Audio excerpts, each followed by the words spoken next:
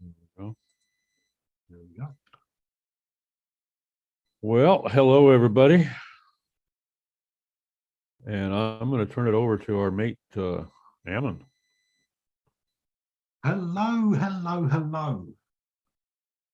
Okay, we have no idea what we're going to be talking about really yet today, but that's where this whole hangout idea started.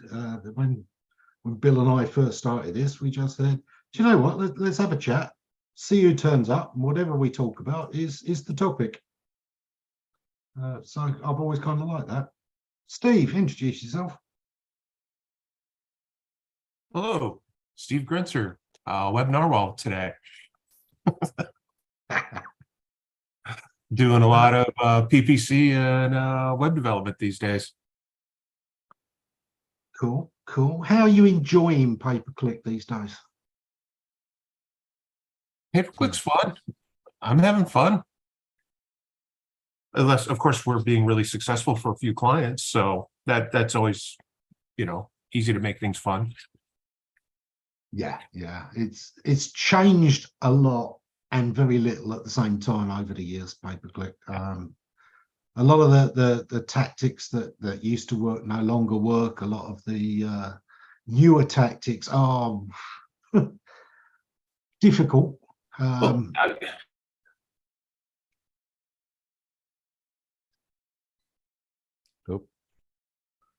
Did we lose him? Steve hiccuped.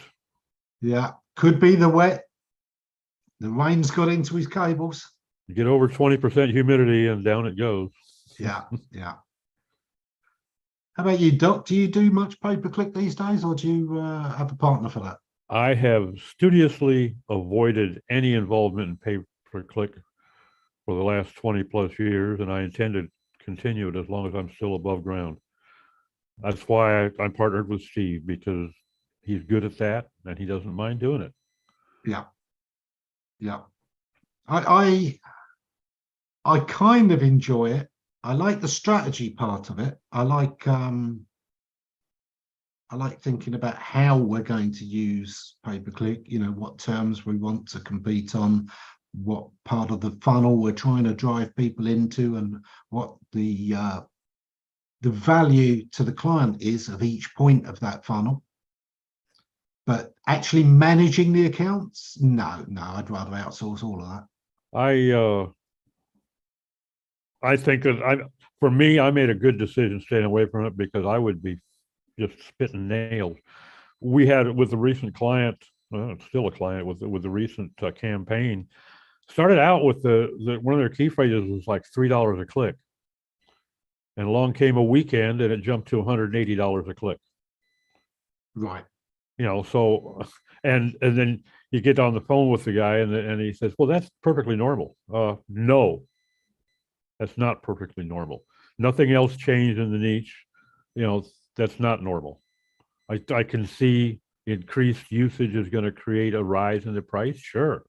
Go from 3 to 6 to 9 to 12, maybe, not to 100 and goddamn 80.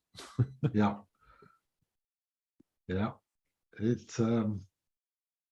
It happens. You get some new player come in who massively overbids, or you get someone who is simply trying to burn your cash fast. Yeah. Who raises their bids to see if yours will auto increase, burn up your limit, and then drop their prices. There's a lot of techniques that we used to use back in the day that still work today. I've always kind of avoided any of that stuff. Know your price, do not shift on it. I think people too easily get drawn into bidding wars without really thinking of the value. Steve just did a blog post on our site yesterday that I found interesting. I wasn't aware that there was as much automation capability within the platform as there is, and setting up things to where, if you're working from a $3 start point and you want to get an email to tell you that it's hit $9, it'll do that. Yep. If you want it to pause if it hits $15, it'll do that. So that kind of gives you the ability to protect yourself somewhat. It still doesn't make that kind of massive jump normal by any definition, but at least it does offer you some tools. I wasn't aware that there was an in-house tool that would do that. I thought you had to go to a third-party capability or custom coded. But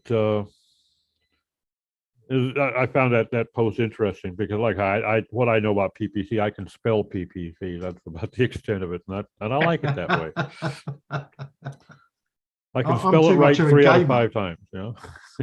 I play games where PPC is particle projection cannon and is mounted Yeah. on a giant robot.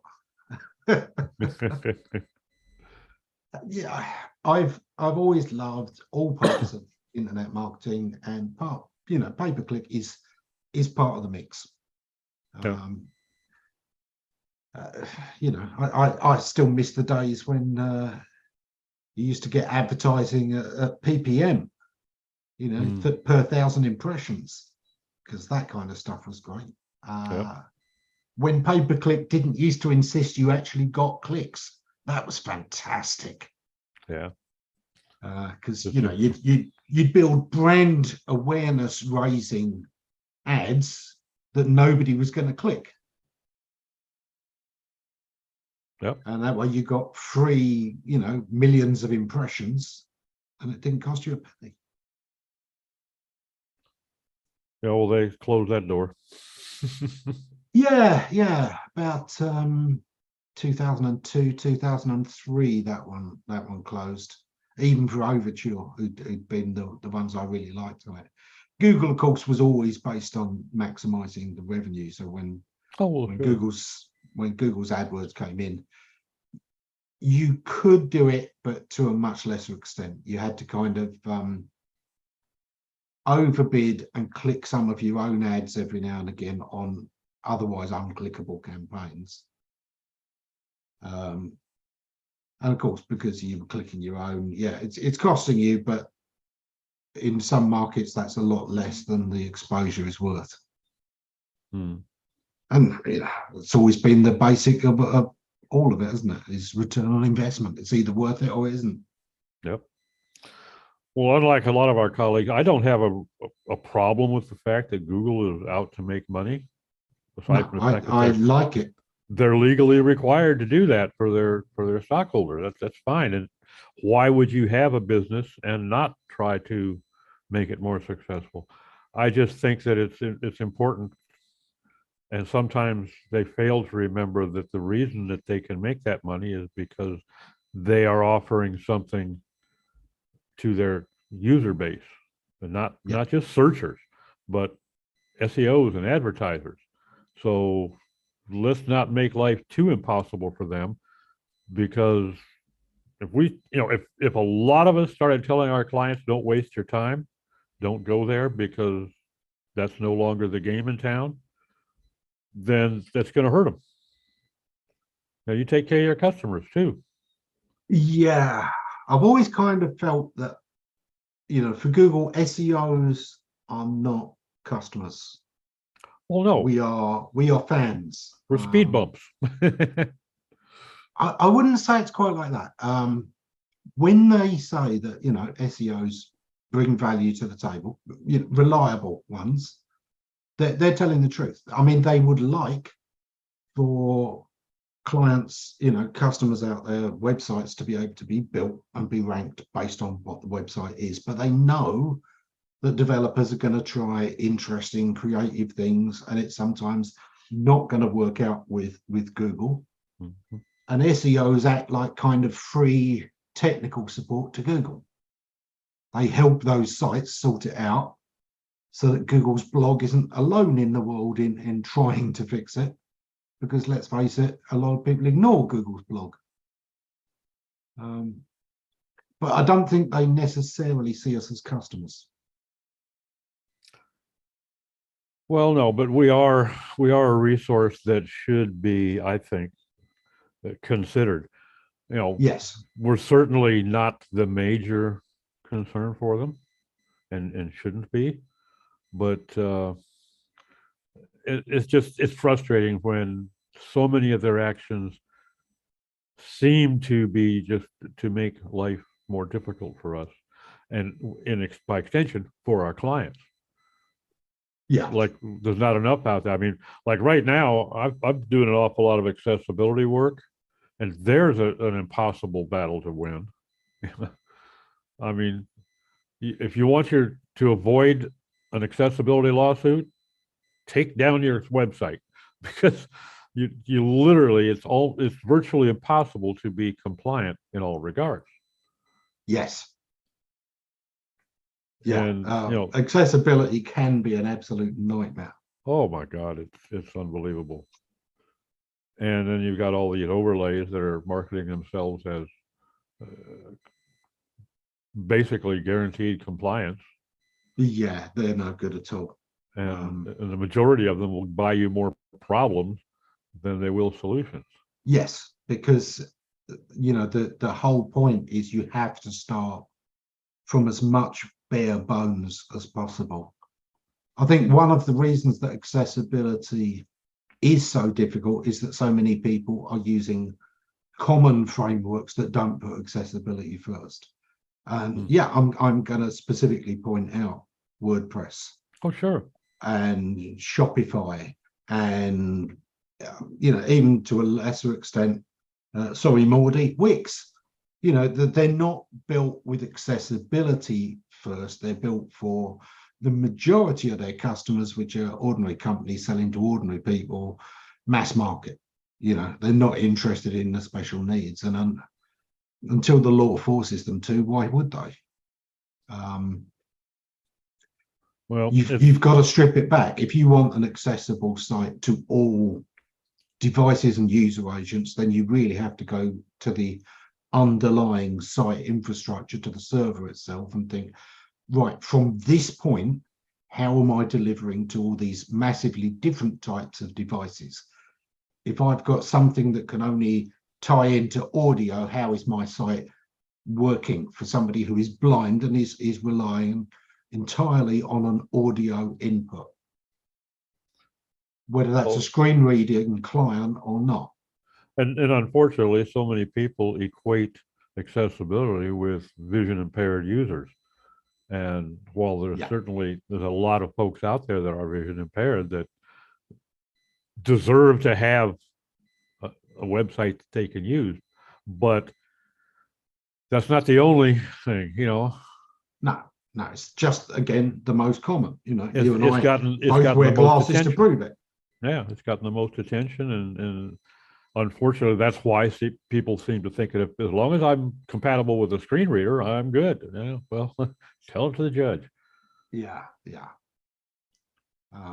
And I always say that a lot of SEO itself grew from accessibility because we were thinking of one user agent, the search engine bot, that even most of the accessibility guys weren't. And a lot of the good developers were thinking about how it works with screen readers and how it works for the deaf and how it works for this disability and that disability, but they were not thinking of how does it work for a robot that can't think.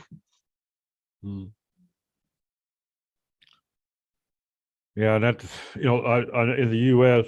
in the first 4 months, by the end of April of 2023, this year, there were more accessibility lawsuits filed than in all of 2022. Yeah. And I have no idea what it is now, but I'm sure that it is probably in excess of 21 and 22 combined this year so far. Just at, the rate of increase. There's so many ambulance chasers out there that are actually apparently a few of them have been caught. They're actually employing users to go out and find sites that are not compatible, and then they have a roster of handicapped or impaired users that they can lock onto a class action suit. Yep. That they can settle. Okay. Yeah. Some of them are getting very wealthy doing that. And it's just going to get worse. yeah, I must admit, that is something that was always going to happen in the US, which Yeah. Oh, we're litigious. we know that the American system is to capitalize on everything, including the law. Yep. The law is a product that you work out how you can buy and sell, basically. Yep. The UK is not like that at all. Our settlements of things are far less profitable. They are more about, reparations and balance rather than punitive. Well, there are so many aspects of the American culture that are worthy of discussion. You have culture now? Where did that come from? Well, think in terms of Petri dish, okay?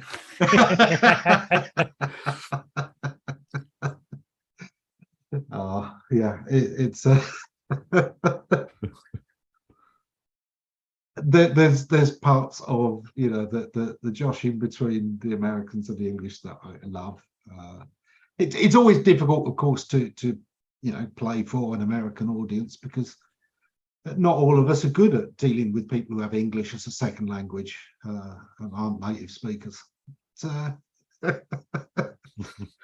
we do get there. What always surprises me is the monetization on Quora from this rivalry between them. Mm-hmm. There's people who, Quora, you can get paid if you've got more than a certain amounts of views, the same as X is now trying to do. So yeah, people post really trolling questions to get lots of views and to push their income up. Oh, And sure.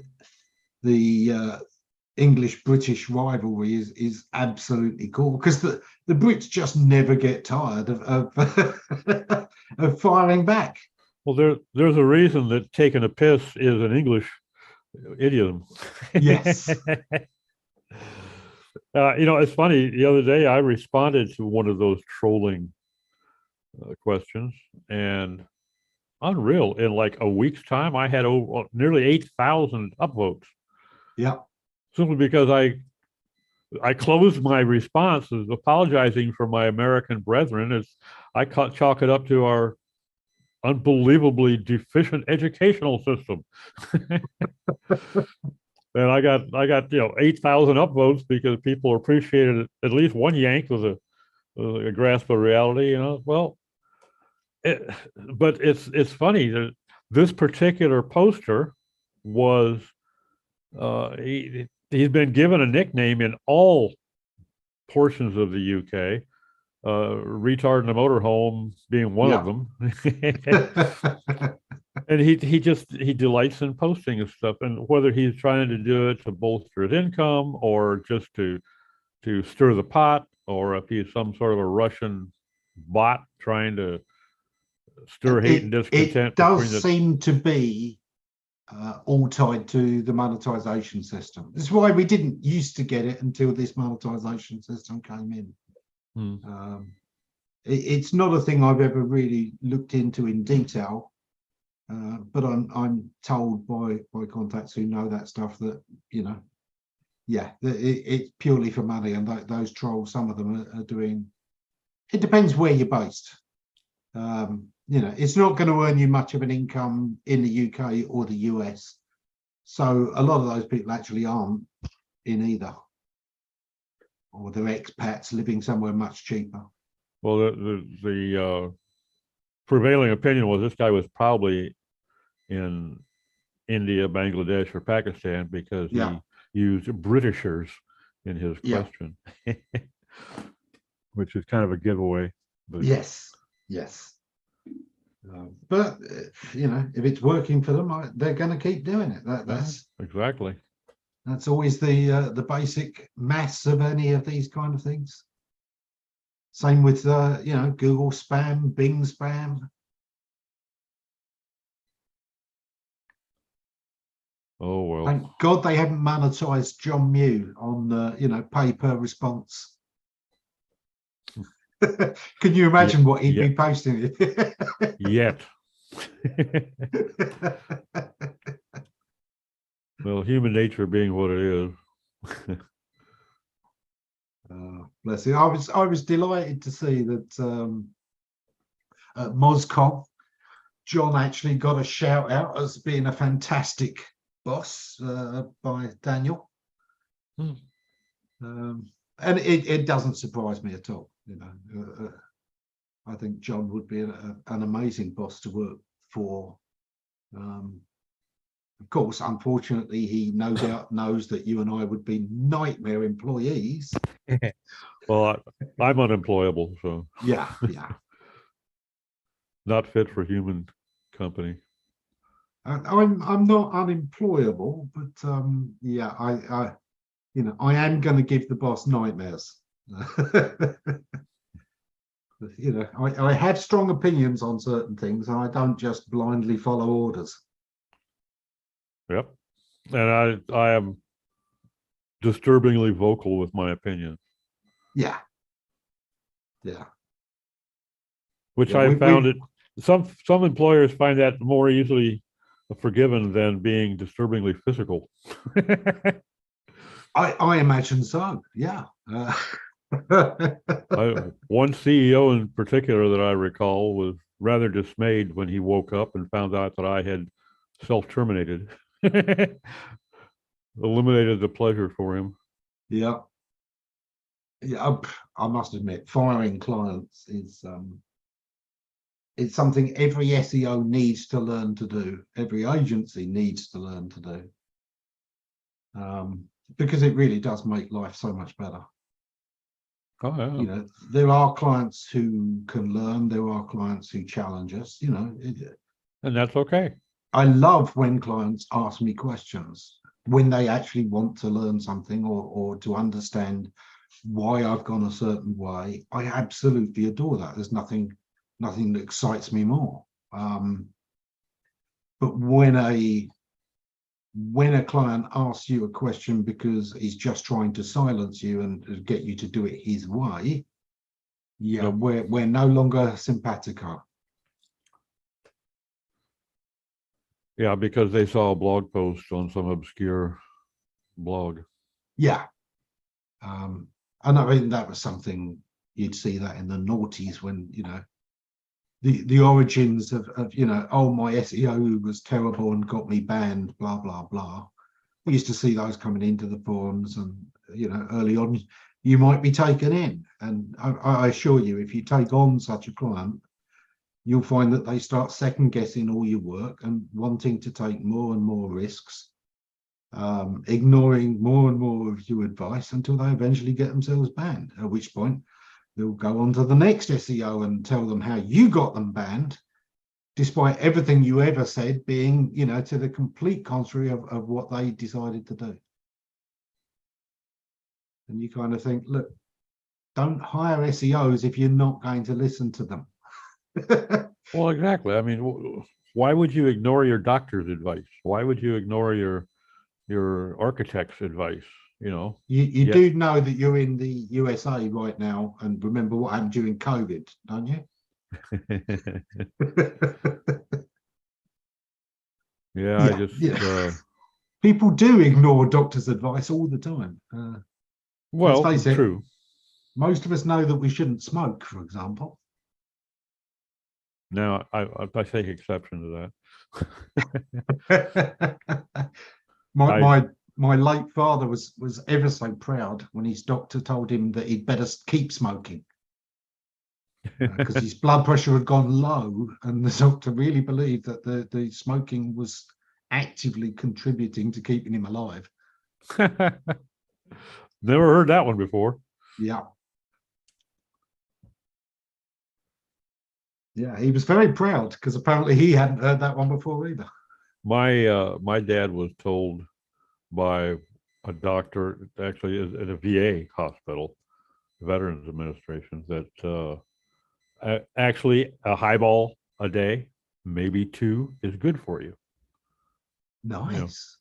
And so, do you telling me it could make me? He says, well, conceivably, it could help you, stay healthy and live longer. He says, so if I have 4, I'll live twice as much longer.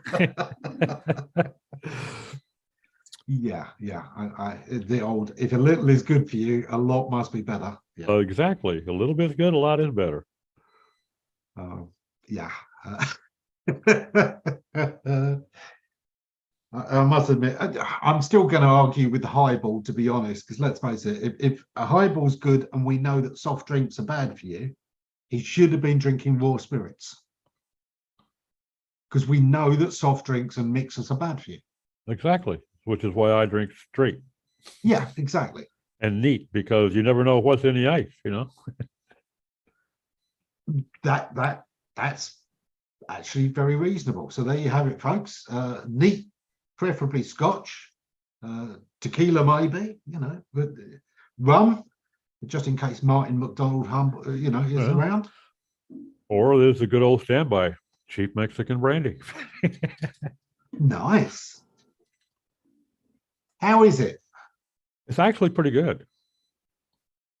I wasn't aware of the fact until I'd actually been living down here for quite some time that brandy actually had its origins in Mexico.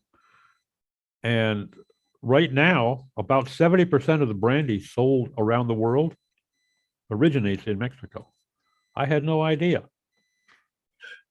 You're going to have war with Europe for that. Because, of course, you know, French. Well, the French, of course, cognac. But well, yeah, but cognac is brandy, not yet. Yeah, it's not brandy. Exactly. So I imagine if you threw that into the math, it would probably skew the number dramatically because an awful lot of French cognac gets peddled. Yeah, but you know that was what my father always called cognac. He said, you know, you either have brandy or a glass of that French brandy, not yet. Because it's essentially the same stuff, just missing that one final step. Yeah. Yeah, but sherry barrels, of course, aged in finished off in wine barrels, isn't it? Yeah. Yeah. Well, which always sounds nice. My preference is certainly, always a good single malt. I refuse to drink blended Scotch. Yes. I'm sure there are some nice blends out there. I'm not sure. I have tried many, and I have yet to find one that even approached palatable. Yeah. I'm with you. I prefer single malt all the way. But I'm sure there must be, especially if you go to a mixer directly, there must be somebody who knows how to blend those and get just the right flavor. I think the minute they try and mass produce is when it goes wrong. Well, I think the difference there is, are they trying to produce a great blended Scotch, or are they trying to reclaim some monetary value of this crap that is otherwise unusable? And I think too often it's the latter. Yes, let's face it, most of the blended is just substandard single malt that couldn't be sold as a good single malt. Oh, well, you know, that's a bit too bitter. How about we mix it with this one, which is a bit too sweet to be sold, and you know, see how that goes. Yeah, I like single malt. Now, I mentioned mass production there. That kind of brings us into an almost SEO topic. Automation. Yeah. This is something that's been playing on my mind more and more the past year. I always worried a little about automation anyway. You know, automation of content, automation of reporting, automation of audits. You know, it's making a mass market product, but taking away all of the artisanal value. Right. And AI has only magnified this immensely. Well, because sadly, what people are doing is taking a mass market product and then, you know, trying to get an AI feed on the end of it to make it sound a bit more artisanal. Mm-hmm. But if the data's not there in the first place, it's not there. And then on the other side of it, on the implementation side, you got the first thing that I heard was from a bunch of writers that, oh my God, it's going to put us out of work. They're going to be generating content with AI. I'm not by nature an early implementer anyway. I like to see things boil down a little bit before I even touch them. So I'm not doing anything with AI at all. But I do think that it's got its light and its dark side. It's going to open up an awful lot of possibilities. It's also going to present the opportunity for an awful lot of abuse and generation of crap. The biggest concern I have with it right now is that basically all of them are hallucinating to some degree. Yes. And flat out lying. Yes. And can you verify that? Yes.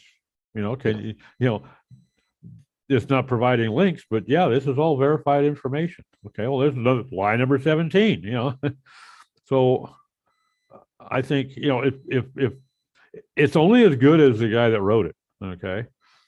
And if you're going to allow any program the latitude to fool you if it can, that's dangerous.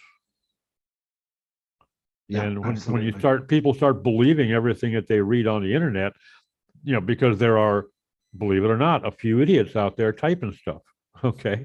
Now we're going to add somebody who's capable of typing 65,000 words a minute of crap. Yeah. So, that kind of leads you into the lack of critical thinking already being an issue. Now it's exponentially increased. Yeah. And thinking where that was going to lead us. I mean, even back when Jasper AI was coming in, and I noticed changes to the way Google was crawling, the crawl prioritization system seemed to change dramatically. That was around November 2021. There was a sudden shift. Yeah, probably 21. It got hidden a bit because Google also started suddenly reporting, indexed, not crawled, not indexed, and discovered, not crawled, which they hadn't reported before. But in people bringing that up, I noticed some common threads, and I started to dig into that, and it all led me to believe that the crawl prioritization system had shifted. That the thresholds had tightened up a little bit, and it's something I talked with John Mueller about at Brighton SEO, and said, I see that you've been tightening things up a little for the inevitable deluge of machine generated content, and obviously you can't confirm or deny. You sometimes just have to go by a twinkle in the eye. But it was definitely there. And one thing with John, that there's times when he definitely won't confirm something, but if you're barking up completely the wrong tree and it would hurt you, he usually tells you. Exactly. Yeah. It's not always, whether he's going to confirm it. It's just the fact that he didn't deny it. that can give you. Yes. Although I think even there, I've seen a lot of people get into trouble over the years because he didn't deny something. And there was no reason to, because if you want to believe that works, it's only going to hurt you. It's not going to hurt many other people. Yeah.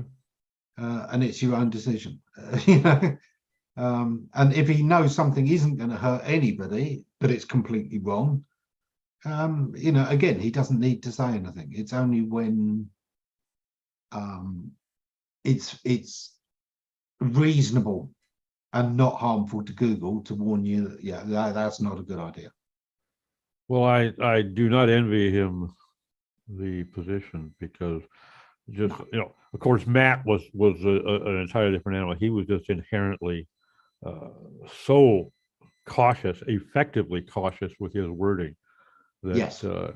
But to know that people are just waiting to pounce on your words and try to misinterpret them and present them in the wrong way, that's got to be it just makes it difficult to frame a response to anything without sounding like a lawyer, Yeah. and I mean, to be honest, people, it's always struck me as really weird that, people seem to believe that Matt was this icon of truth and John lies to people.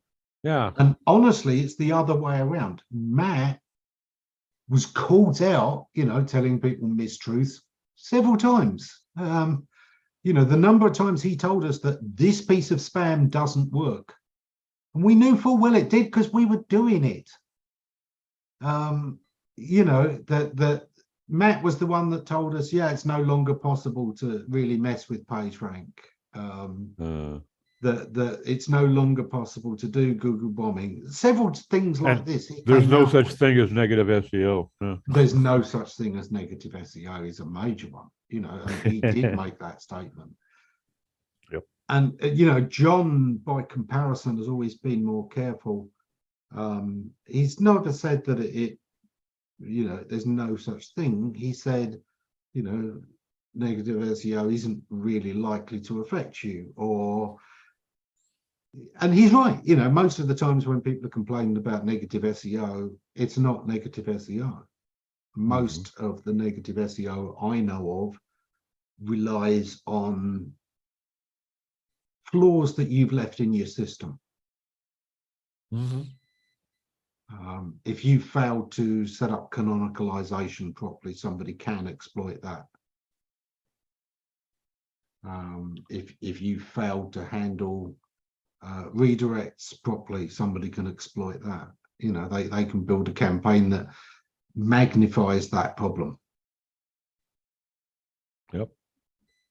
But the idea of somebody, I had one the other day. Somebody said, somebody pointed 100,000 adult links at us, and I said, yeah, tell Pornhub how much of a problem that is. There are sites out there that's their business, and they'll happily take them off you if you don't want them. There you go. That is not the issue. If you think that off topic, even if that topic is adult links, are going to hurt you, maybe get out of link building altogether because you don't understand the process. You haven't thought critically about, well, what about the sites where this term or that term applies? It's not witchcraft. There are no magic words that will sometimes screw everyone and sometimes screw no one. Yep. It's a lot more nuanced. It's a lot more logical than that. Well, that kind of plays into the whole idea of, I did this on that site, and it works, so I'm going to do it on this site and it will work too. No. Yeah. Yet there are cookie cutters out there that that's how they do things. This worked 4 times, so I'm going to do this forever. And yes, in spite of the fact that Google changes things, so it may no longer work. If your market's different, if your user base is different, if your location is different, if your language is different, all these things that can be relatively minor differences, suddenly you're looking at an entirely new ballgame. And what worked yesterday will not necessarily work tomorrow. Absolutely. Yet there's guys out there that are selling themselves as experts, gurus, ninjas, that's their game plan. Yeah. I've always been upset that there's not more SEO robot pirates. I always think that robots and pirates get missed out of the ninjas, gurus, and saints and all the rest of it quite a lot. I go back to when the forums were full of flame wars between the ninjas and the pirates. Yeah. I can only think of, again, Martin McDonald flying the flag for the rum in Barbados. If there's a pirate SEO, I think he's perfectly located to. I think we need a pirate ship though for Barbados SEO. Whether they raid the main conference or not is up for question. I'll leave that to Martin to decide. But yeah, definitely there needs to be a pirate ship. Um, the only way I found to keep up with stuff like that was, you know, a network of little sites out there that were test sites that were constantly being monitored. I think when the system was at its most perfect, I had 30 sites in total, which were a mixture of various different topics, various different profitabilities, various different monetization models. Some were monetized, some were hobby sites, some were, you know, like someone's blog. And having those 30 sites out there, strategically using different techniques and in different markets, and you could look at the ripples as it affected the different sites and kind of get an idea very quickly of what had changed. Yep. Specifically, you know, is this a niche change because it'll only affect these sites? Is it a technology change which will affect these sites more than those sites and not affect these other ones at all? That kind of stuff. I found 30 was my ideal number. Huh. For minimizing it. You know, more sites would be even better, and that's kind of how the temperature tools and things like that work now. But again, they've automated it and they're hoping to pull a lot of things, whereas, you know, no, you really need to go in and have a look. You know, what's changed, which sites is it affecting, what would cause this effect, and then the final experiment is, you know, okay, so what is something I could do that would get absolutely hammered by this? If I've nailed down all these factors correctly, if I build this page this way, it will die instantly. And if I build this page this way, it'll be absolutely as, you know, things were before, or do really well.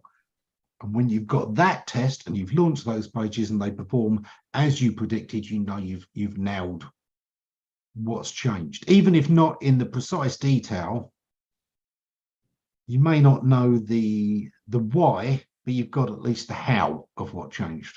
Yeah, well, just being able to identify that it's niche specific Yeah, or geographically specific. You know, those are all helpful yes, data, you know. yeah. But people still leave out so much. And, you know, is this a site that I have built? When I say, you know, these were built in different ways, you know, some of them were built on authority. They had few high authority links. You know, this was a topic I'd really researched. It was a rare topic and it was a very high level thing. So it got some very good links from people who knew what they were talking about, because I had put in the time, and this, you know, I knew what I was talking about. I'd really covered it in depth. Whereas another one was more, you know, popularity based. You know, popular memes were where it had got its links from, or, you know, funny articles. You know, it's more the everyman vote, the populist rather than the specialist. You know, having that kind of thing, again, you work out the difference between, okay, is this affecting all sites with links, or is it affecting those with high authority or low authority links more than others? The more different things you're checking for, the better. Be careful though, Ammon. You're talking about actually having to use your head for something besides a hat rack. Yeah. Yeah. And something I'm seeing increasingly is that, yeah, you know, there's a lot of people who don't do that. The number of people still trying to use Chat GPT for tasks that involve analysis or creativity, or, you know, these are all things it's not good at. It's not a large logic module. It's a large language model. It models language. It will predict what the right kind of response should look like based on its training data. And so it may look logical and reasonable and thought out, but that's because the language it is predicting does so. but it didn't get there by using logic. It didn't get there by using judgment. It didn't get there by using analysis. It got there simply by predicting what the next word should be. Yeah. Well, that's, I think that part of our problem is the use of the term AI. Yes. Calling it intelligence is such a misnomer that, and people think, oh, robots, Star Trek, cool, Yeah. and they're trying to imbue it with some sort of a magical humanesque ability that it ain't got. It's Yeah, it's absolutely. as artificially intelligent as an Excel spreadsheet. Okay. It can look at all the fields and do with that data what Actually, you ask it that's to. where I'm gonna, the way I describe it is AI, as the word is used now, is an intelligence that is artificial. The intelligence itself is the bit that's artificial. It's not really intelligence. Yeah. It's mimicking intelligence by using shortcuts. It's hacking the appearance of intelligence. By predicting the language used, you don't have to do all the reasoning and stuff to get to that language. You just predict what the words would be as a shortcut. But of course, obviously, it gets it wrong a lot of the time. You've got hallucinations. You've got the conflating of different things together. There's a lot that goes wrong. AGI is a long way off. And honestly, I don't believe that LLMs alone are ever going to get us there. No. They're too limited.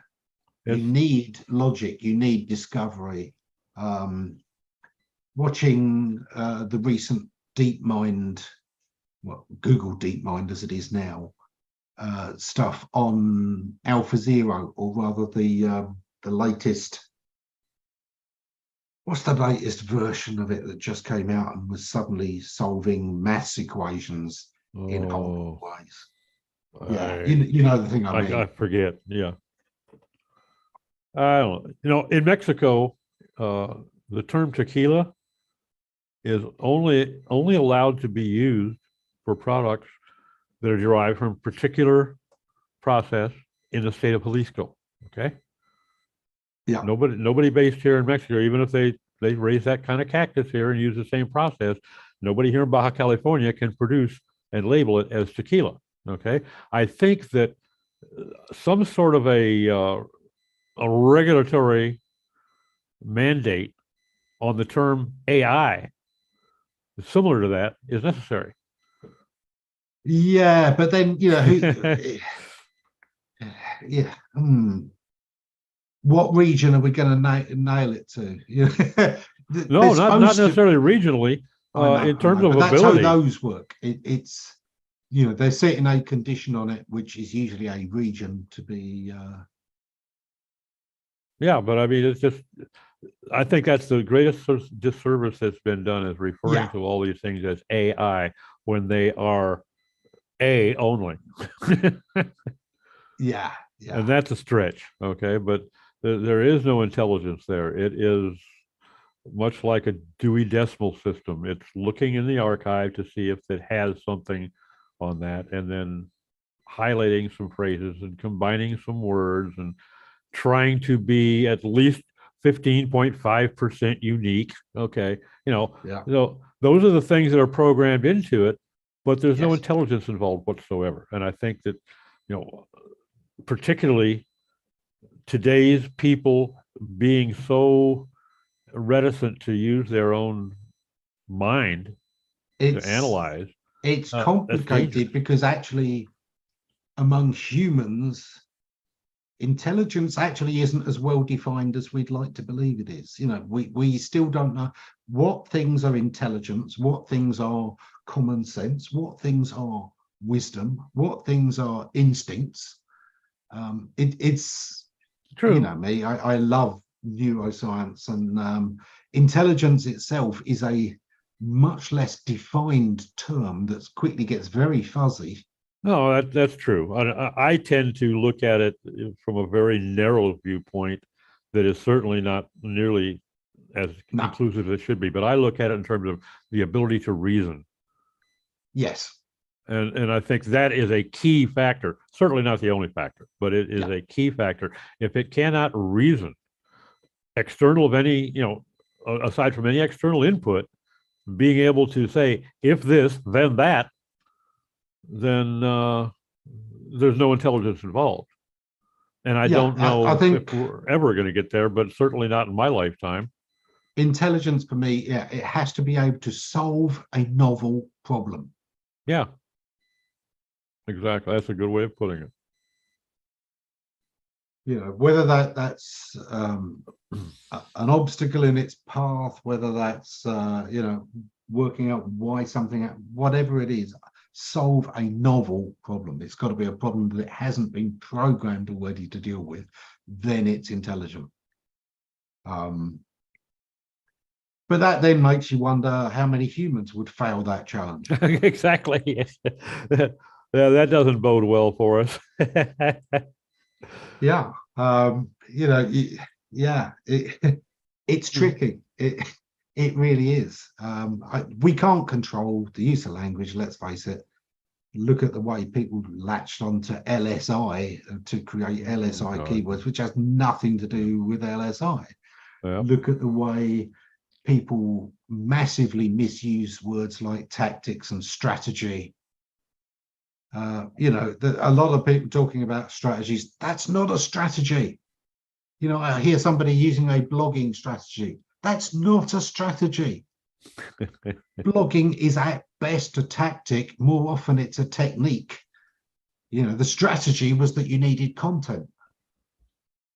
The strategy was that you needed to get a certain message out to a certain audience in a certain way, and you chose that blogging was the tactic you would use to do that. Terms are fuzzy and people are very imprecise with language, which creates a problem for all of us, even those who have English as a first language. And you're talking, from the UK. Yeah. Imagine how it is on my side of the pond. Yeah. It's complex. For our audience member, if they happen to be watching this later, I'm going to say Alpha Dev. That was the name of the AI. If you want to know what's going on in the world of AI right now, look up the latest news on Alpha Dev.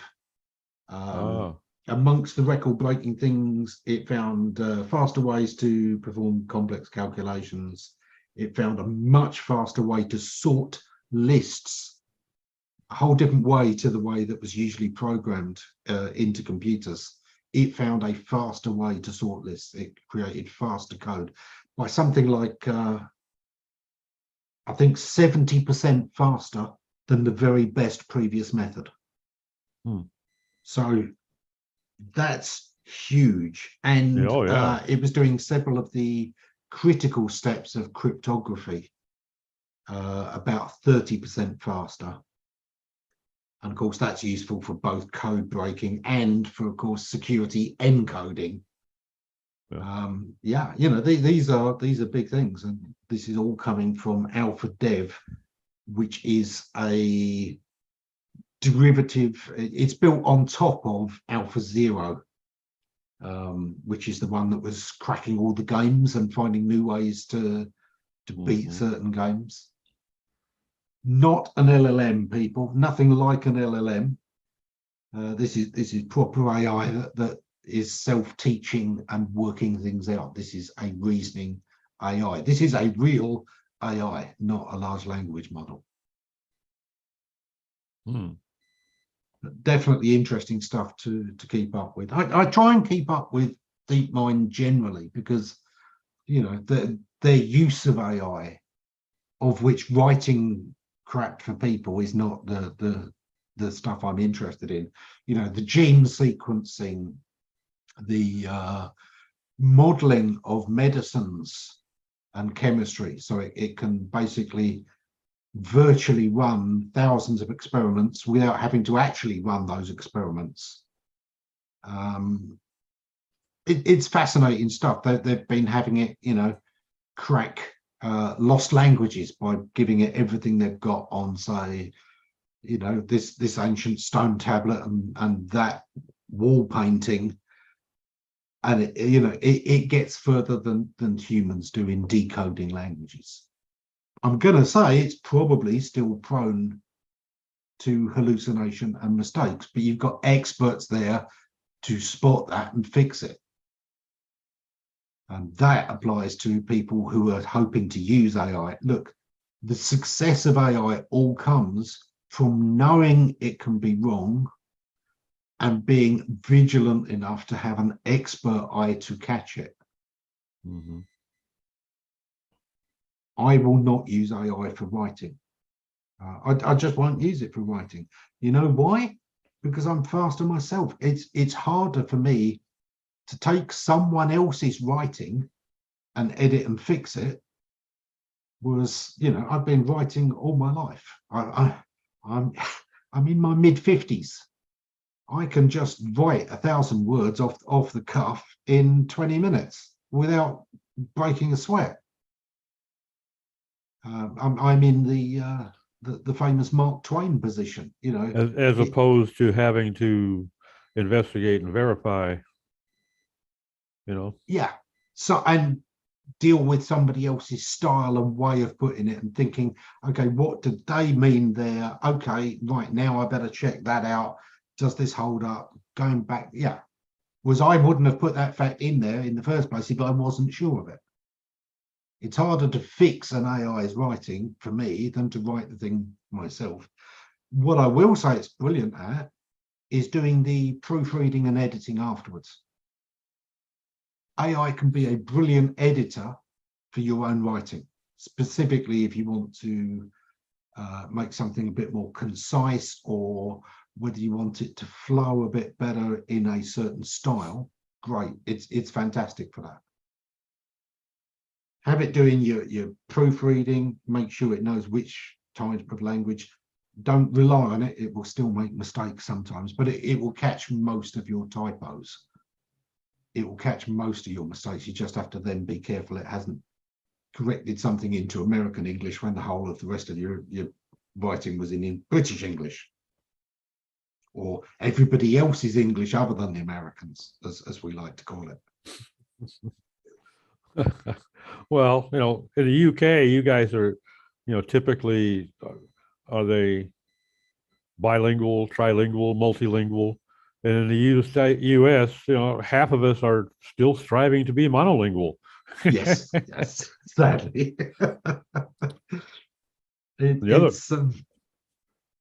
That's not fair. Not half, about a quarter.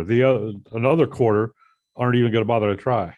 Yeah, that because seems to be, sign language and grunts is doing just fine around the family dining room table.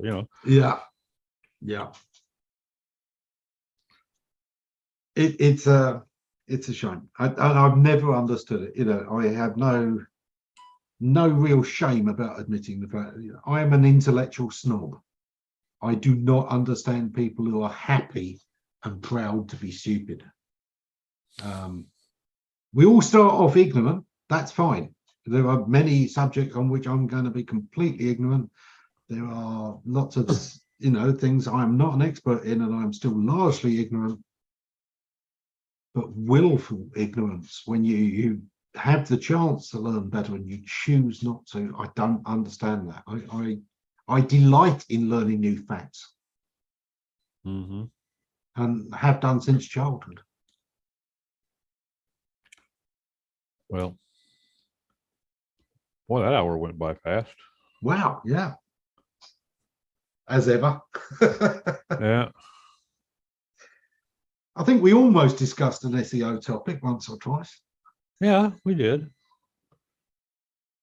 But one thing I've always said is that, what I love about internet marketing and SEO is that everything is kind of related. Every skill you have ever had, every item of knowledge that you have, every hobby interest can sooner or later be used in your campaigns. It will make you a better marketer.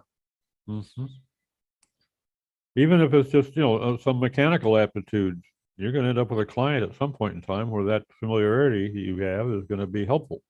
Yep. Yeah. Or Well, if nothing else, you can write an article on that to get links to something else. there you go. Yeah.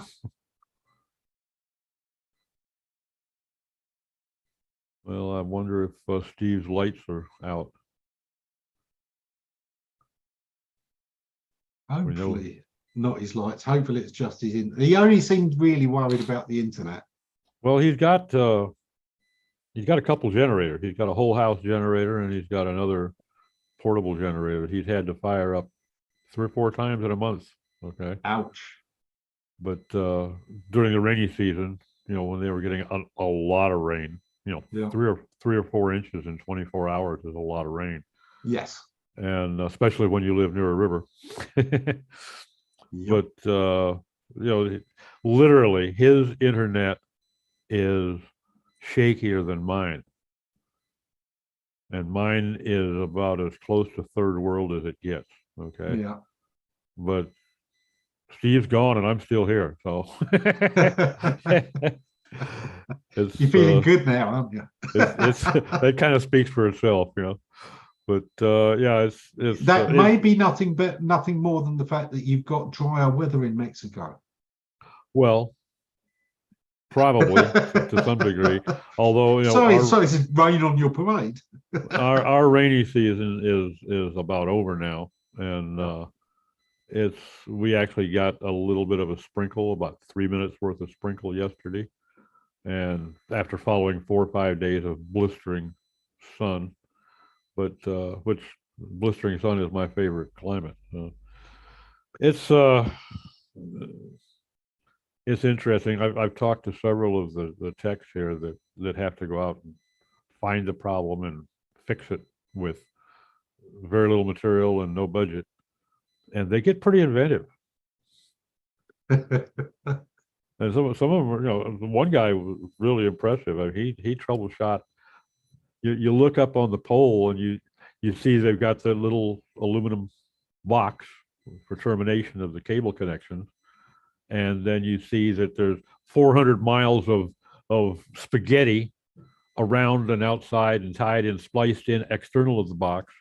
So you've got a 28-point connection panel there that's got like 80 households tied to it.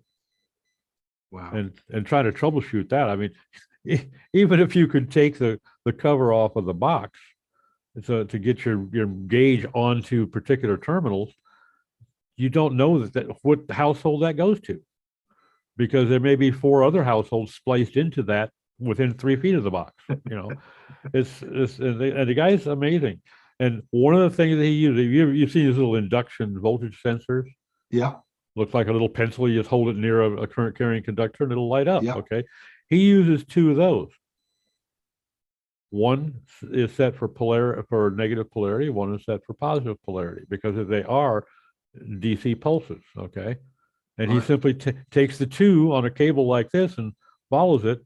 And when he loses one of them, because they're continuously shifting, when he loses one, he's got a break. Nice. Yeah. And I said, how in the God's name did you ever even think of that? He says, my son, he got a 17-year-old, well, this is a couple, 3 years ago. He had a 17-year-old son who likes to play with repairing, finding the problems on circuit boards and repairing them. And he was doing it. Yeah. Nice. And this is a guy, he has he didn't even graduate high school, but he went to a trade school for 2 years.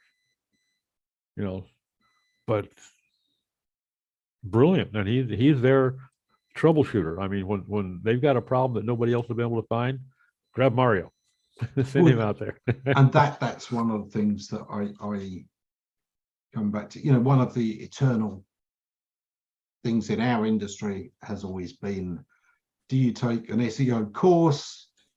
Why do people value experience over any of those courses? It's kind of like that. Look, a course is general education, and it will get you used to a lot of specific situations. But experience is trade school, and it focuses only on what you need to run a variety of sites in a variety of real world situations, experience is better. Yeah. General education may give you a broader awareness, and it may help you with more sites in some ways, but it doesn't give you the depth, and it doesn't give you that hands-on that experience does. And that's only magnified by the fact that, you know, when you actually look at most of these courses, where did the course writer learn? He didn't learn from a course. What's that telling you? Mm-hmm. Well, the other thing, the problem that I have with things like SEO courses, I've seen, you know, certain technical courses I think have tremendous value, but trying to go through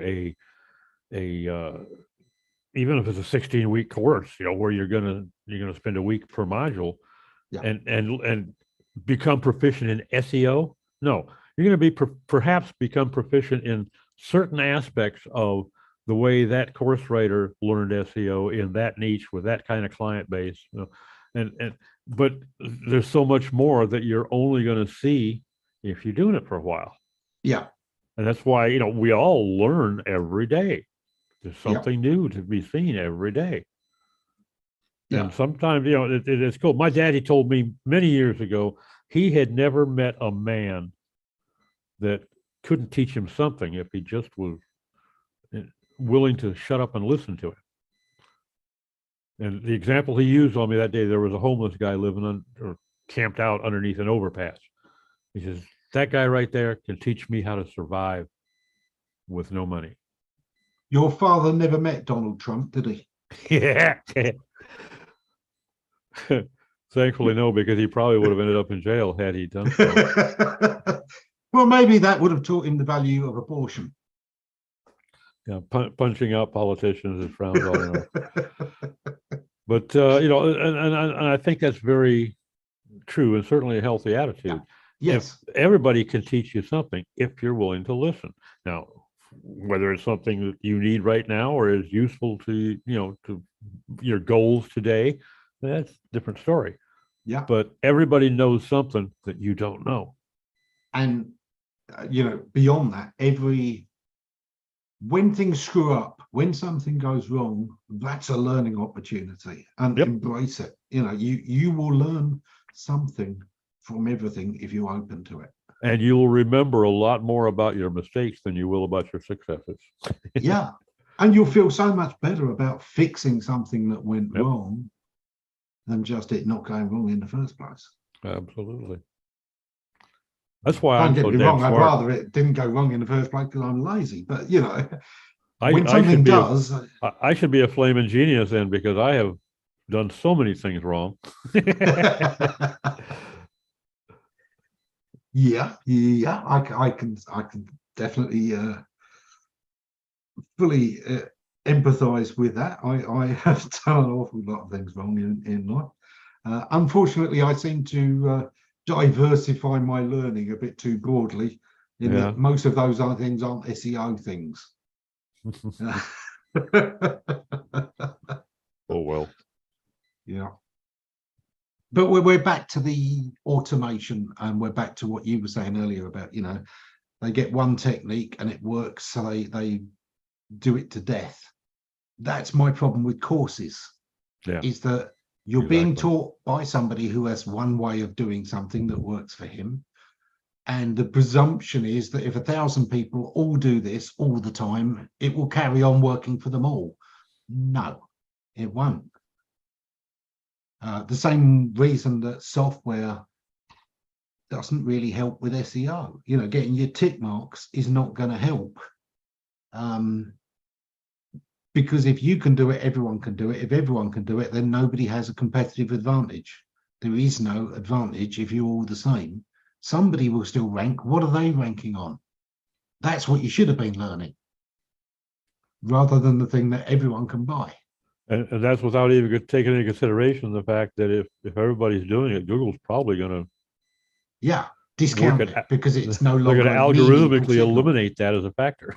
Yeah, exactly that. Exactly that. Once it's not a differentiator, it's not a ranking factor.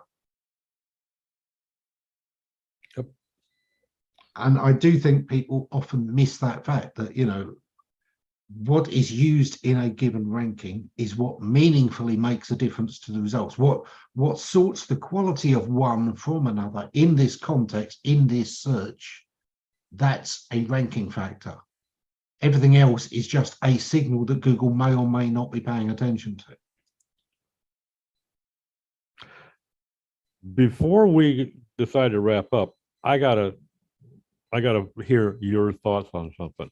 Go on. My thoughts have been, I was surprised when Google actually said that they didn't necessarily have a problem with AI generated content.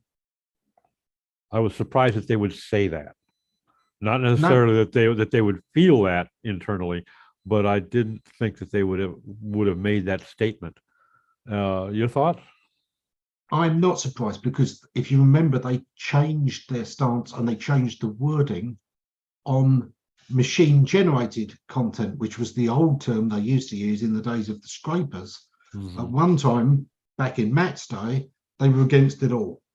Yep. And or said they were against it all. Of course, they weren't, because there were a lot of machine generated sites, including Google, that have a lot of value that Google is happy to include. But yeah, a few years ago, they changed their stance on machine generated, and they talked about the value of the content instead. And AI is still just, as we know, machine generated. It's not really intelligent, as we've covered. So no, I wasn't at all surprised, and I was quite happy to see it. I was surprised that they would actually make that statement, because given how unreliable such content is, with between hallucination and flat out lying, I would have expected, if they were going to say anything, that the jury is still out, or we're recommending, immense amount of caution before you utilize it, something discouraging. If you look at the fine details, they are always saying it must be human reviewed, it needs to be checked. That's always there. You look in any of their statements, you look on the Google guidelines, that's all still there. So no, I think they've still covered that. Yes, there are people who will ignore it, but there are people who will ignore whatever Google says anyway. So I don't think that they're missing an audience there. I think this is a very honest and forthright approach. The problem isn't the AI. The problem is, does this provide value to a user? Is this what the user wants to find in the way the user wants to find it, or not? And if this isn't what they wanted to find compared to what a human expert would have written, yeah, that's your problem. That's your problem, is that you're missing the search intent. Not that it's AI generated, but that you missed the search intent. Focus on the real problem. If humans want stuff that is written by AI, they go to OpenAI, they open ChatGPT, and they get that answer faster than going to a search engine that then refers them to a website that they then read. This is the point. If you're generating from ChatGPT or any other source that the user could just go to and ask directly, you're wasting your time. You're an idiot, because they're not going to go to Google in the first place within a few years. At the moment, we're on about maybe 10% of search users are aware of AI enough to go to AI often. But you look at when somebody has discovered it and got excited by how much time they spend talking to the AI instead of querying Google. That's you're building content that nobody's going to want to read, because they'd rather get it direct from the AI. You've got to inject value into that. You've got to be the value add to the AI output. Otherwise, somebody will just go to the AI to get the AI output for free without the ads. The way you can do that is by asking the questions they wouldn't have thought of to ask, and most importantly, by doing the verification for them, because that's the part that takes the time, and that's the part that adds the value. Fair take. Well, I think that's a good place to end it. Yeah. Immense pleasure to see you here. Likewise. It's been far too long since we chatted, and it was nice to catch up. I'm not sure it gives any value to users whatsoever, but at least it wasn't AI generated. Hey, it kept us off the street for an hour, Yes, for which the streets will be eternally grateful. it kept both of us out of the bottle for a little while, sort of. So double benefit. There you go. Thanks to our massive audience out there. Thanks so much for showing up. Tell your friends. They can I hit think he's YouTube. saying thank you in return. Yeah. Best wishes. Hoping Zara is back with us soon. Steve, I hope your internet gets better. It can't get worse. There you go. It's pretty much bottomed out. Yeah. And Simon, of course, very much missed this week as well. And Sarah, I hope that you are back on your feet in no time. And by the way, Simon, I assume that Paula's up and chipper again. So, and with that, I will stop.